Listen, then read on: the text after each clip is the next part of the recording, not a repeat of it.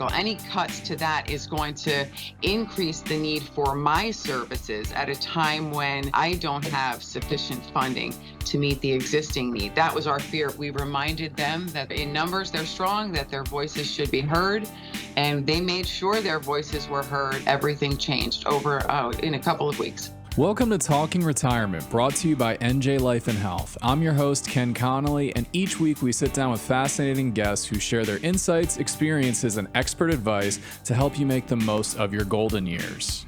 Thank you so much for tuning in to Talking Retirement, guys, your ultimate podcast for all things retirement, aging, and everything in between. We have two amazing guests today. I'm very excited to have them on. We have the Director of the Department of Ocean County Senior Services here, Maria LaFace.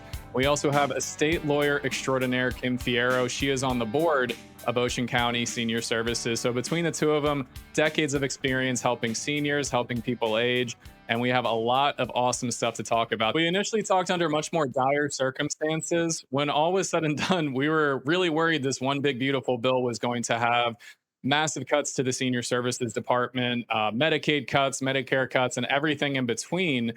But thankfully, it seems like common sense has prevailed, and due to some advocacy from both you guys, these cuts are not going to go into effect, or if they are, they're going to be much less than what we thought they were going to be. So can you guys talk about what the fear was a couple weeks ago and what has transpired in the meantime? The Department of Senior Services and all departments throughout the state, we have one in each county, were funded under the Older Americans Act. And the Older Americans Act was passed in 1965 as part of Lyndon Johnson's Great Society initiative. It acknowledged that as seniors age, they would need some supportive services to allow them to remain in the home and in their communities. So that's the act and the funding. Now, the act has generally been administered by an agency called the Administration for Community Living. That is the federal agency that oversaw and distributed the funding under the act. We received notice before the proposed bill was even out that there were going to be massive changes to the Older Americans Act. And what they were going to do is take the act and divide the act and the funding for the act between two other agencies, the Administration for Children and Families and for the Center for Medicaid and Medicare. Now, what did that do? That did away with the ACL, the Administration for Community Living. It separated this important law in between two separate agencies, and they would be administering it. We were concerned about the separation, one, because it would mean that there's no leadership in Washington, D.C. speaking directly to aging. That was one thing. The second thing was if you take the act and you dilute it amongst two separate agencies, one, we're going to have different reporting requirements, which means more resources are going to be utilized trying to administer it. And it also means we felt it would be diluted. If you're going to put that funding into other pockets that serve other populations, the biggest concern was that it was going to be diluted, that funding, which, by the way, is insufficient to meet the needs already, Ken. And Kim knows that from sitting on our advisory council. The other thing that it did was it really zeroed out funding for a number of programs, some that you're probably familiar with, others you're not. One is something called State Health Insurance Program. That is what we call SHIP. It is where we receive funding from the state to certify our employees as SHIP counselors, Medicare counselors essentially, and we go out and we provide free and unbiased Medicare counseling to seniors throughout the county. That was slated to be zeroed out. The other thing that was slated to be zeroed out was adult protective services. And I'm not sure if you're familiar with adult protective services, but it is the agency that is in charge of investigating abuse, neglect, and exploitation of older adults. So financial exploitation, we get calls from a teller at a bank saying, Ms. Jones is here with someone we're not familiar with and requesting to take out more money than she generally does. That call would be made to APS, Adult Protective Services, and they would investigate it. Others include physical abuse. So that was zeroed out. Another program that was zeroed out was something called the Long-Term Care Ombudsman Program. That is the agency or department of the state that oversees abuse and neglect in nursing homes and facilities. That was zeroed out. So there was a great concern, particularly with those programs. Others were the Aging and Disability Resource Center, elder fall prevention programs, other smaller programs, but those were the main ones. So that's what we were facing in March. And we, as aging advocates and aging services providers, we were very, very concerned. So that's where we start. I'm fortunate enough to have a very active, devoted, and committed senior advisory council. Kim Fiero is on that council. They help me and my department to decide what we're going to advocate for or against and how we're going to do it. I can't tell you, Ken, how panicked we were, especially sitting in a lawyer's chair. I make referrals to the long-term care ombudsman all the time, and adult protective services to protect our seniors under certain circumstances. The thought that those programs would not be there was terrifying because we really, really rely on their resources to help people. And these are really extreme, serious circumstances that, we're making these referrals to these agencies. So they're very important. So to make sure that we preserve them was really on the top of the list. Some of the other programs, Ken, that I didn't mention that are funded under the Older Americans Act that were not slated for cutting, but for separating amongst those two different agencies, things like Meals on Wheels, things like transportation programs. We fund Habitat for Humanity. So all of those Older Americans Act dollars were used to fund those kinds of programs. They were not slated to be zeroed out. They were slated to be separated and diluted. So it's one of those things where they say, oh, we're not actually cutting the service. But when you look into what effectively happens, even if they're not cutting it, it's getting lost in the shuffle and diluted, like you said, so that it's effectively not a real service anymore. Is that the general gist? That's the concern, that those funds that aren't enough, aren't sufficient already, were going to be spread out amongst other populations, and then not less for seniors, less for older adults. So between the two of you, we're obviously talking about things like abuse, neglect, fraud, waste. These are these big concepts that I think we see on the news all the time and we want to talk about. But what does this look like in practical terms? And I'll leave this open to both of you. Does this mean that it's harder for you to get a nursing home? Does this mean it's harder for you to access your medication? What do these cuts lead to in practical purposes? It depends on what specific program we're talking about being cut, right? So as I had said, just giving you the example, as I said before, I get phone calls all the time where people call a lawyer saying, my mom is threatening to be discharged from this long-term care facility. We have a pending Medicaid application and they're threatening to remove her because she hasn't paid the monthly expenses. Well, they shouldn't be removing her pending a Medicaid application, because if that application gets approved, then Medicaid is going to pick up the bill. So that would be an example, one example of when we would get the long-term care ombudsman involved, because the client can then file a complaint, they can then investigate, and if they investigate and find that the long-term care facility was threatening discharge improperly or unlawfully, then they could intervene under those circumstances. As a lawyer, there's nothing really I can do under that circumstance. I don't have the power, absent trying to file something before a court, which we all know can take some time. The long-term care ombudsman can intervene immediately and kind of put a stop to that.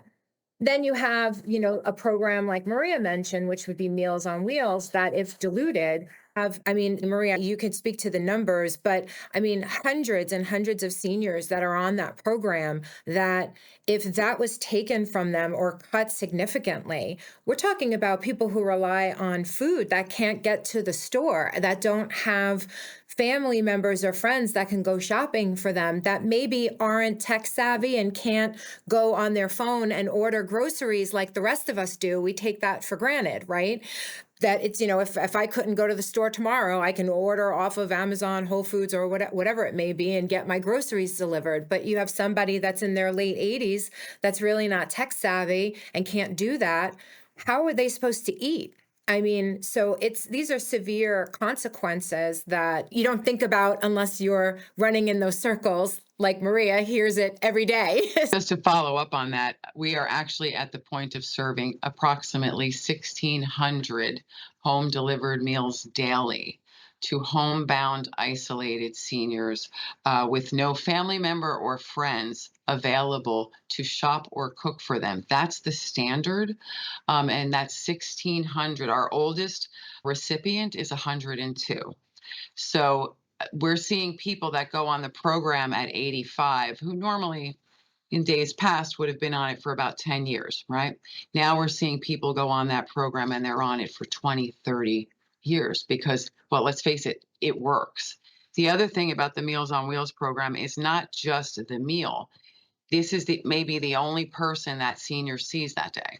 We've had Meals on Wheels drivers who deliver a meal notice that somebody is in a chair through the window collapsed. Things like that, that honestly, without that touch, we call it the touch, many of these seniors wouldn't have anybody that was going to check on them daily. So it's becoming an extraordinarily important need, but it's growing as people live longer and are unable, particularly in Ocean County, to drive, which is, we are a 680 square mile county. So it makes it very difficult to get around. So that was, Kim, a really good example of if that money is diluted, less seniors will eat and less seniors will have a daily touch to ensure their safety. Yeah, it is very concerning in a place like Ocean County where we can talk so much about it's a very drive heavy place. There isn't a lot of great public transportation. And I've seen it with my own clients. They're kind of locked in their own houses to a degree once they lose the ability to drive and everything like that. So we talked about how dire the situation was a couple weeks ago. What exactly has changed within the budget proposal that has given you guys the chance to cheer and a little bit of joy? That's where my senior advisory council comes in. They gave me the authority and they helped put together a advocacy campaign. We tried to keep it simple because in order to get people on board, we wanted to keep it simple. We went with keep the act intact. And that was just keep the Older Americans Act intact, keep it funded and intact. We have 93 age restricted communities in Ocean County. We have approximately 200,000 people over the age of 60. So I have a lot of people that were going to be impacted by this. So we got out there and I did presentations. Kim helped. We told everybody and anybody that would listen.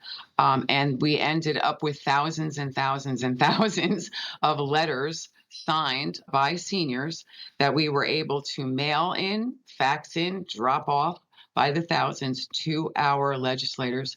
And at some points, we received notice maybe a couple weeks ago now, right, Kim? Maybe 2 weeks ago, that the supplemental budget had changed everything, that in fact, the Older Americans Act would not be divided. Interestingly, they created a new department called the Administration for Children, Families, and Communities that will include senior programs, which means only one agency will be administering it, makes it much easier. And also keeps it with the senior population. That was one thing. And all of those cuts that we talked about, adult protective services, long-term care ombudsmanship, all of those cuts, everything's going to be funded to the same extent that it was funded last year. So it's amazing. We got out there, we told older adults that what was going to happen. We reminded them that in numbers they're strong, that their voices should be heard, and they made sure their voices were heard. And I believe that it had a large impact because everything changed over in a couple of weeks. It's encouraging. This is not our first advocacy effort. We've done it before with smaller issues, but this was one very big one, and we got loud. That's what we did. We got loud, and that's what we went out there and we said, seniors, come on, it's time to get loud to protect dollars that help you keep your independence in your homes and your communities, and they did it. They did it, not us. We just informed them, but they did it. So that's the exciting news. Ken, I think that a lot of these things kind of got lost in the larger picture. There's, I think, some larger picture issues that politicians are focused on, and this just kind of got swept up in it. Once people really started getting out there and advocating, and Maria will testify to this, that the in-person testimonials, I mean, they had in-person testimonials of, what these programs mean to seniors. And when you put that human touch on it and hear from somebody how the loss of these programs would affect their lives dramatically, you can't ignore that. And I think that, it was incredibly moving. It humanized the issues. And I think it made a huge impact on the local politicians and even beyond to protect these really impactful programs to our seniors. I thank the community and I thank the efforts of Maria and her staff for making it happen. Yeah, thank you. Thank you for your support as my advisory council chair. I appreciate it.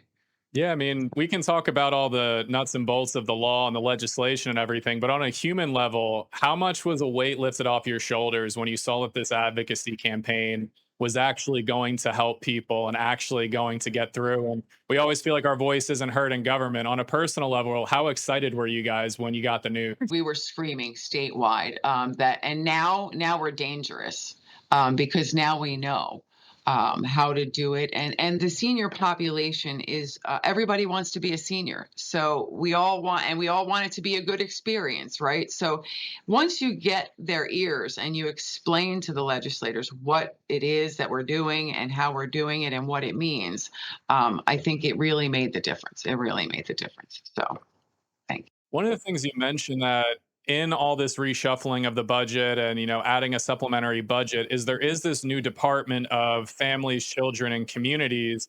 What is the scope of this new department going to be? Obviously, there's some senior services in here, but it seems pretty overarching. How does it differ from HHS or something along those lines? We're not sure exactly what this is going to mean in the long run. We just know that Children and Families was the department that oversaw basically human services of those populations. Aging was separated out under the ACL, but at least now they've put it under there. It's separate. It's part of the communities piece of it. So the concern that the money would be diluted and spent elsewhere, at least that's to the wayside now. The other concern was all of those reporting requirements. If we would have had to report to Medicaid, the Center for Medicaid and Medicare, that reporting alone would cost my department a fortune. And I'll give you an example of just what little changes at the federal level can do. So Medicaid, right? Medicaid is one of those things right now that's still in the budget. And one of the ways they want to save money is by requiring more recertifications, right? So now you have to recertify what, Kim, once a year, and now they're going to require it 2 times a year. You think about the headache that causes the clients, but you don't really think about the cost to the Board of Social Services for administering that program. They now have to hire a whole team of what they call human services specialists to just be available to do that recertification. And then the hope is that there won't be the assistance needed for those that have cognitive issues, or, the more paperwork and steps we put in their way, the more likely that someone will end up losing that benefit. That's horrible. That's not a good way to save money, but it's just simply the truth. That was one of the things that really stuck to me. We were in meetings as a county trying to figure out what costs would we have to bear. And just that one little change, right? One little change, which everybody would think is a positive change, right? We want to recertify. How it's not bad to double, triple check. Well, no, it's not bad, but it does. There's a cost associated with it. Whenever there's an increased cost on the administration end, it's less for the program end. Yeah, something I wanted to jump in is Kim, you're an estate lawyer, which means by proxy, you're going to be dealing with Medicaid a lot. I've been dealing with this with my own clients. Getting on Medicaid one time is damn near impossible. And a lot of times, the idea of somebody who is already lacking resources and in many cases lacking the ability to perform basic functions is not only going to have to get on it once, but twice a year. What kind of impact would that have on the people you work with, Kim? Just to clarify, Medicaid, the word is used very broadly, but there's a lot of programs under that umbrella, right? All the talk about Medicaid right now really focuses on Medicaid which is used as a health insurance. So you have low income persons, if eligible, can apply for Medicaid as a type of insurance. So individuals who are on SSI, Social Security income, individuals who might be on other county social services programs like general assistance, for example. They can't afford health insurance, right? So they get insurance as part of those benefits, and that insurance would be Medicaid.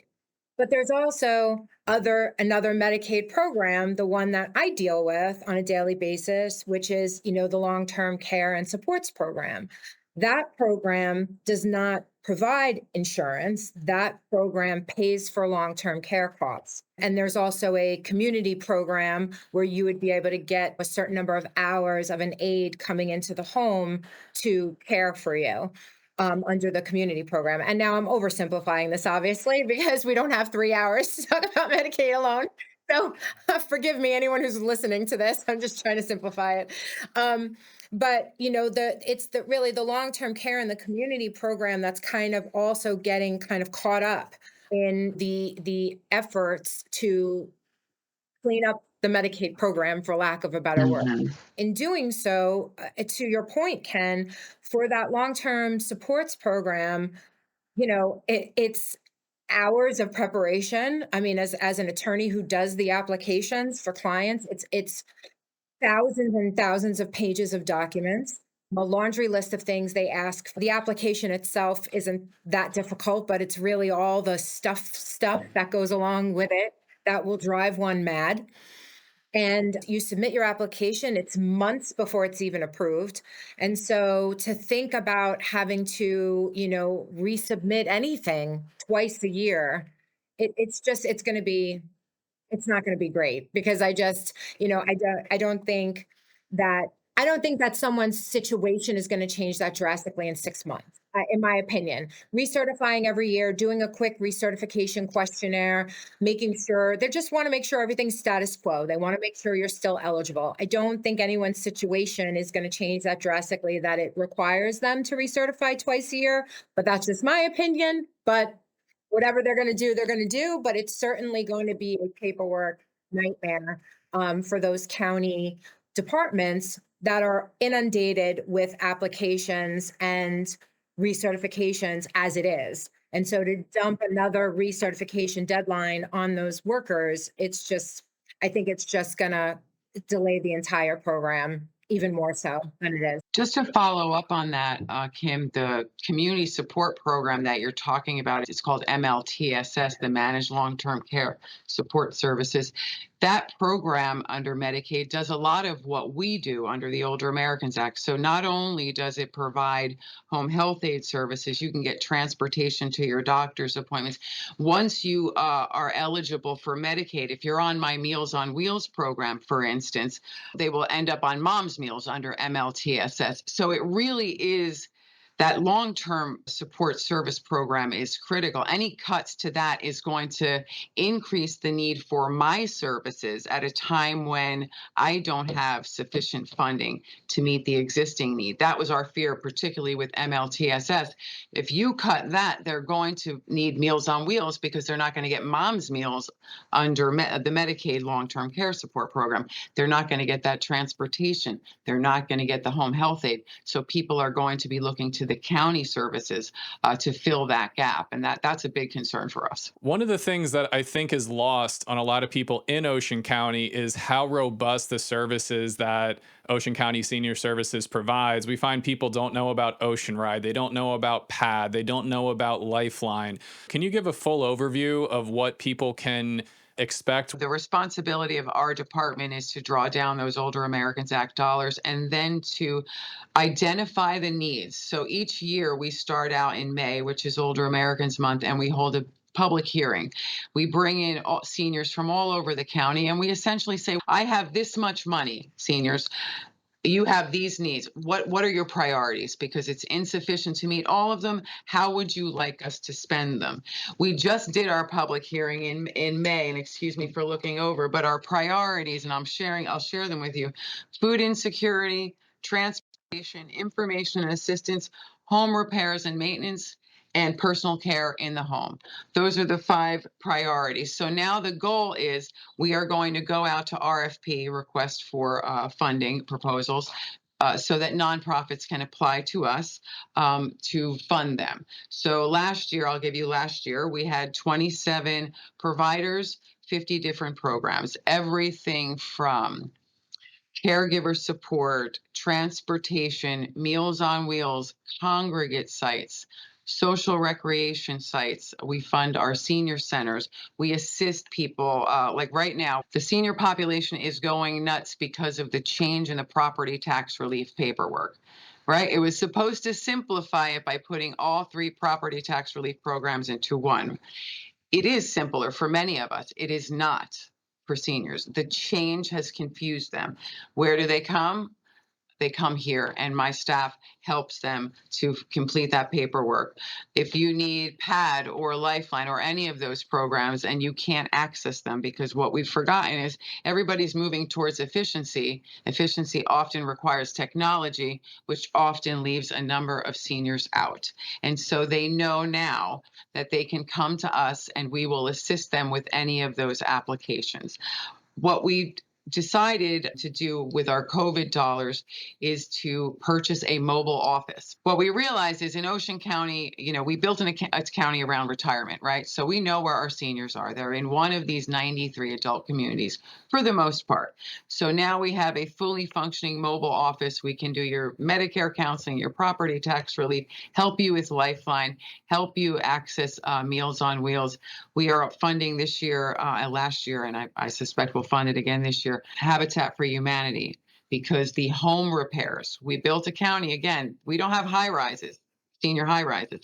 We have seniors living in standalone homes that do need repairs. Even though they're not responsible for the outside, things inside. And something as simple as your dishwasher, you need to change a light bulb. Simple things. We're able to use our Older Americans Act dollars funding to fund programs like that. We have a resource directory. You can go on our website. It'll list all of the programs because there's 50 programs. But the goal of every single one of the programs is to help a senior maintain their independence and remain in the community for as long as safely possible. That's the goal. When you poll any older adult, they will tell you that most of them will tell you they want to stay at home. They don't want to be in a facility. The only way, as we're aging, and if we're going to live to 102, at some point we're going to need some services. So everything from transportation, caregiver services, mental health counseling, social rec, to home repairs we have, and we can bring them all to the senior communities. And so anybody who's interested can go on our website or Facebook page, and they'll find our resource directory and a bunch of other resources. When I first got here, it was about 8 years ago when I took the position of director. And I would go out to the adult communities and I would say, so how many of you are familiar with the Office of Senior Services? And I would have a room full of 100 people, and there'd be like 15, 16 of them, which told me that our job initially was to get out there and spread the word about these important services. Now everybody's utilizing them, and now we need more resources, but at a minimum, we need to protect those that are at risk. One of our biggest frustrations is we do a lot of Medicare Part D, and we have, really been an advocate for the PAAD program. If you don't know it, I think it's one of the coolest programs available in New Jersey. It not only helps with prescription drug payments, but it also signs you up for Lifeline, which we can get into a bit, which helps with utility costs. But one of the biggest frustrations with the PAAD program is in the past few years, many of the big pharmacy companies, and we'll name names, Eli Lilly, GSK, and Novo Nordisk, have decided to leave the program outright, meaning that all of their blockbuster prescriptions that many people got at a very discounted rate through PAAD unfortunately are no longer part of the program. What do you think we can do at a state level to get these big players in the pharmacy market back to the table? The problem with the pharmacies is that they're profit-making companies, and advocacy doesn't always work. I'll give you an example of something a little bit different, but dialysis transportation, we don't have it here in Ocean County. And we've been trying to shame the dialysis centers into providing it. And it doesn't matter what we advocate for or what we do, they're profit making, and advocacy doesn't seem to work. So I'm not sure how we handle the pharmacies, I mean, the prescription companies. But the one thing that was frustrating to me is we had advocated for so long to have those eligibility guidelines raised so that more seniors could be eligible for it. And so we've just gotten that, but PAD, we don't know how long that's going to stay in place. I think some of PAD may be funded by the Casino Revenue Fund, believe it or not. Some of our senior programs are funded through casino revenue, which is really not a very stable source of funding for some of these programs. So always advocated to the governor's office to increase eligibility. But I don't know how we get those pharmaceutical companies to come back other than shame. And I don't know if that works. Well, I'm going to put this out there. Any Ocean County doctors and surgeons, if you're a senior and you know that this is affecting people in your community, or you're a retired physician and you have ideas, please let's hear them, because when you're dealing with powerhouses, you're just sort of swatted away.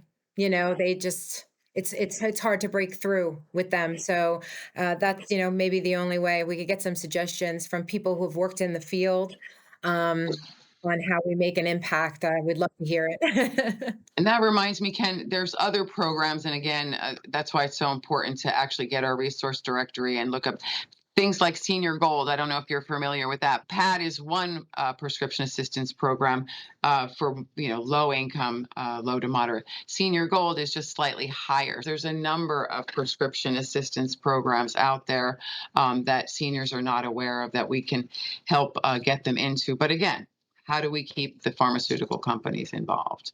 I don't know. If you fix that one, you let me know. I'll definitely be working on it because it's frustrating. Like you said, we were super happy. The eligibility increased. And then it's like the second it happens, nobody is getting their drugs covered anymore. So it's like, it's kind of like the road to hell is paved with good intentions. It's frustrating at times. It was very frustrating because it took some serious advocacy statewide to get those PAD eligibility guidelines changed. We saw that more pharmaceutical companies pulled out. So. Yeah. So the other part to the PAD program is the Lifeline Assistance Program. I think something you had mentioned is that LHEAP is still somewhat on the chopping block in terms of budget. It's on the chopping block. Okay. It is still zeroed out even in the supplemental budget that we've read.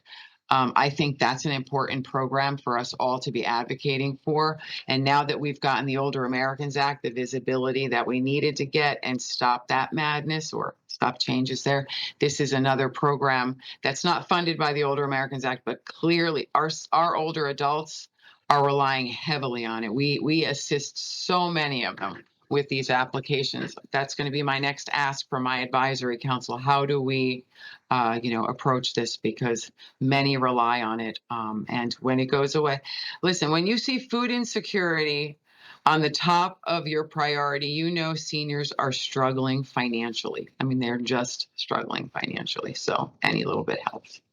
It's crazy to me because I talk to all our clients and they're living in these little one-story retirement community homes, and their electric bills and gas bills are combined $300, $400, $500 a month all year long. And even with the program, you're really only covering a month or two of that cost before it burns out. Depending on the utility, if they're shut off long enough, whether it's water or something, we have seen seniors, neighbors call and have seniors removed by Adult Protective Services, for safety issues, or, the homes being temporarily condemned so that they can't be in them. These poverty issues are going to end up creating more, shutoffs and potential housing issues because of it. It's a slower process. It's not fast, but we are seeing it where, the neighbor will call and say, Miss Jones has been in there and I don't think she's had lights or, gas for some time. And then APS will go check and there won't be, the food will be rotted, whatever the issue is. And that could ultimately result in them being taken out for their own safety. All right, guys. So we've obviously had a massive win in this public space, a lot of great advocacy from your guys' organization, the board, everything like that. But we aren't quite out of the woods yet. There still are some massive potential budget cuts to things like Medicaid, to LHEAP, to SNAP. I also saw Medicare has a $500 billion payment cut over an 8-year period. There's a lot to talk about. So now that we're out of the woods, at least in the short term, what are you guys worried about long term that we might be looking into? Well, I'm always worried long term until the budget is passed. So even though we are happy to see that the supplemental proposed budget is better for aging, we still want to make sure that once it comes back out the Senate and then goes back, that it does keep all of those good things in there. There's a couple of things that I would like to bring up about the Older Americans Act that I think we need to start advocating for next. The act is operating under a continuing resolution. It has not been reauthorized. It's up in September and it needs to be reauthorized. And so we did not want to talk about the act and reauthorization and additional funding advocacy efforts until we resolved those. Hey, let's save what we have. But that'll be our next big battle. LAHEAP, as you said, that's a utility assistance program that our seniors rely very heavily on, particularly in Ocean County with these homes.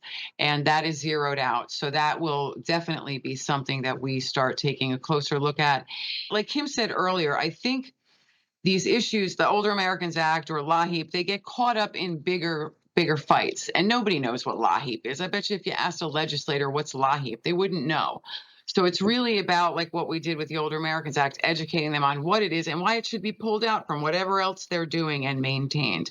So that's one I think we still need to advocate for.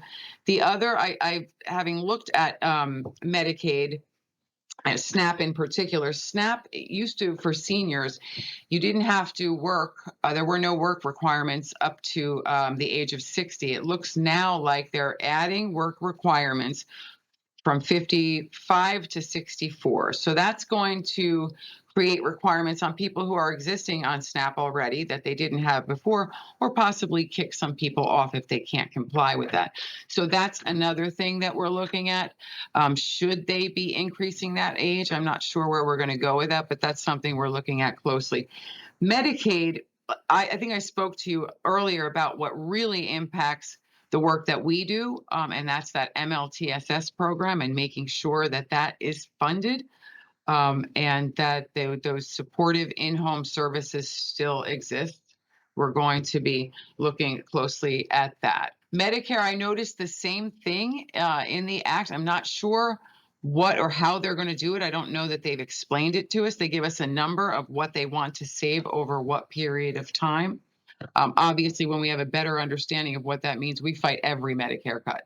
Every Medicare and Social Security are the staples for our seniors. And so whenever we see anything going there, we're going to take a close look and make sure that their rights are protected, their interests are protected. So that's what I can think about in the short term and the long term. The long term is going to be, listen, we have 10,000 baby boomers turning 65 each day.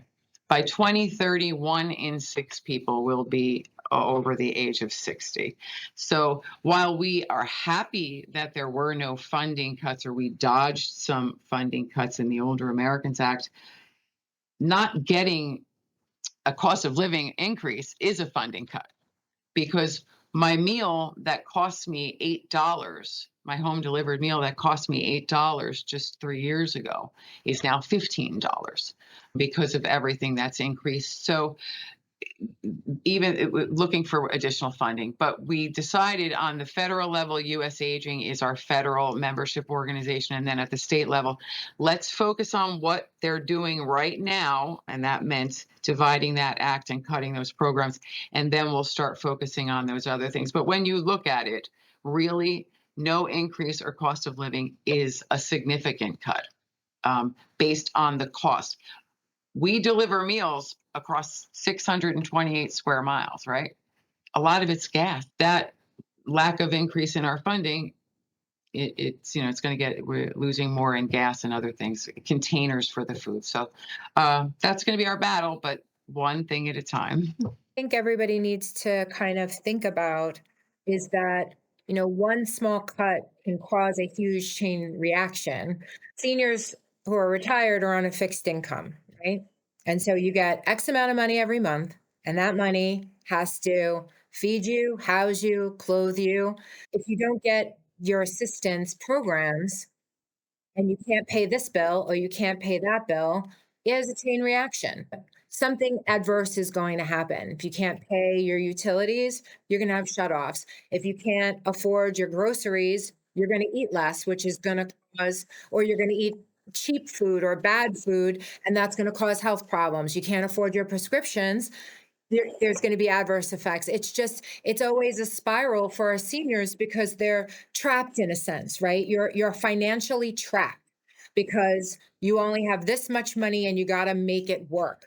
And so all of these programs are so heavily relied on because of that financial strapping that they're experiencing. People won't be able to retire. People, are going to work until, like I say, I'm going to work until I drop dead at my desk, which is probably what's going to happen to some people. It's a catch-22, right? Because we have the modern technology to be able to live longer, right? We have access to better health care, and we're smarter and wiser, some of us, about our health. So as we live to be 80, 90, and 100, that's fantastic. But there's more financial dependence that we're going to need as we get older. And there's more financial assistance and supports that we're going to need as we get older. And to lose any of that, even one small portion, can cause a chain reaction of negative effects that most people don't really think about until you're dealing with it on a daily basis, like Maria, and like people, if you have a senior in your family, you'll know what it's like. Yeah, it's like you said, it's really becoming this crazy catch-22 where you might live to be 70, 80, 90. When we created Medicare and Social Security and Medicaid and all these programs, the average life expectancy was much lower. So we weren't really anticipating people living another 10, 20, 30 years. So it does add a lot of interesting dynamics to budgeting for this and making sure we can afford all this. And obviously everybody deserves to live in dignity and have a good retirement and everything like that. But it does become harder and harder for us to manage how we distribute this money. So I give a lot of credit to you guys for helping fight the good fight and making sure, just for starters, the money's there. So thank you for that.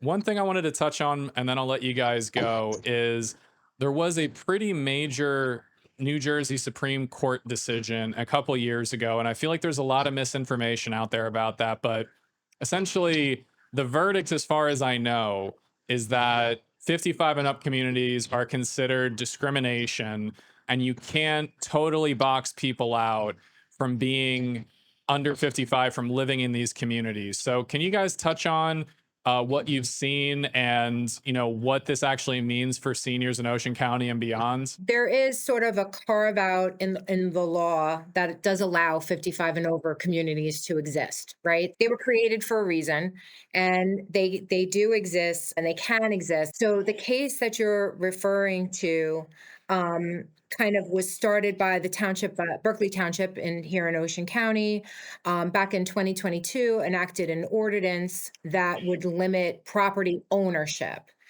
in age-restricted housing communities to individuals who are 55 and older. New Jersey Realtors filed a complaint against the township seeking to have the ordinance declared invalid. And what happened is the trial court basically invalidated the ordinance, ruling that the ordinance violated the Federal Fair Housing Act and the New Jersey law against discrimination and your constitutional protected right to own and sell property. Both the Federal Fair Housing Act and the New Jersey law against discrimination does have this carve out for older persons, housing for older persons, which is an exemption to discrimination against families that does allow age restricted communities to exist. But, there is sort of a caveat to that. And I'm going to look at my notes just so I don't misquote, where 80% of the units have at least one resident who is 55 and older. Okay. But there is no exemption in either of those laws that restricts ownership. So now they were trying to impose this ownership restriction. The court invalidated that ordinance, and this went before the appellate division. And in 2024, the appellate division actually upheld the trial court decision.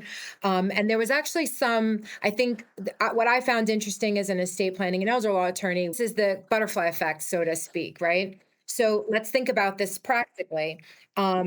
So the decision ultimately protected the rights of adult children to purchase a home in their own name in an age-restricted community on behalf of their parents who maybe can't afford it, and then allow their parents to live there. So just let's think of that practically, right? You have your parent who's maybe struggling financially.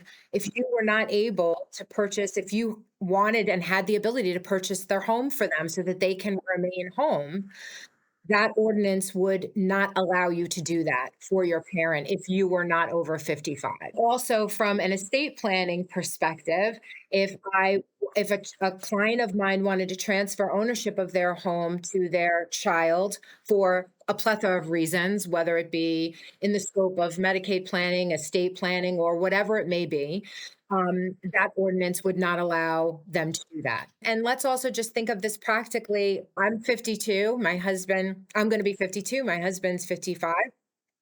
What if we moved into a 55 and over community tomorrow and then my husband passed away? That would mean that I'd have to leave. I'd have to sell my house and leave because I'm not over 55. I think there was a bigger issue as home value, and that's probably where I think the realtors probably got all up in arms is home ownership value. It's suppressed home ownership value. It's excluding a lot of people from then owning these homes in these communities. I think I'm sure there's pros and cons on both ends. I'm sure the township of Berkeley probably had reasons for wanting to enact the ordinance that they felt were good and valid reasons, obviously. But ultimately, the court made a decision, and that's what its findings were. I was at some of the meetings when Berkeley was attempting to pass the resolution, and you're right, Kim, the realtors were going nuts for precisely that reason. They were coming up to to the mic at public comment and speaking exactly on what you were saying. The purpose of the 55 plus community is to provide a place for them to live, that not necessarily the ownership wasn't really part of the intention. I don't think it was to create a community where they would be around like-minded people. And you can do that without having to address the ownership issue and creating all those problems that Kim raised. But yeah, it was pretty heated at those meetings. It was pretty heated. So we've heard about all you do, all about your advocacy efforts, all the services Ocean County Senior Services provides. Where can people find you? Where can people work with you if they want to follow up and make sure they are using the resources that they're entitled to? All right, so it's the Ocean County Department of Senior Services. We're at 1027 Cooper Avenue. We're also at the County Connection at the mall. We have staff there. You can go, we have an office in Manahawkin now for the southern part of the county. You can go on our website. All of our materials are there. And you can also go on the website and request the mobile unit to come and bring the services to your community or do a presentation. So I would direct everybody to the county website under Senior Services and our Facebook.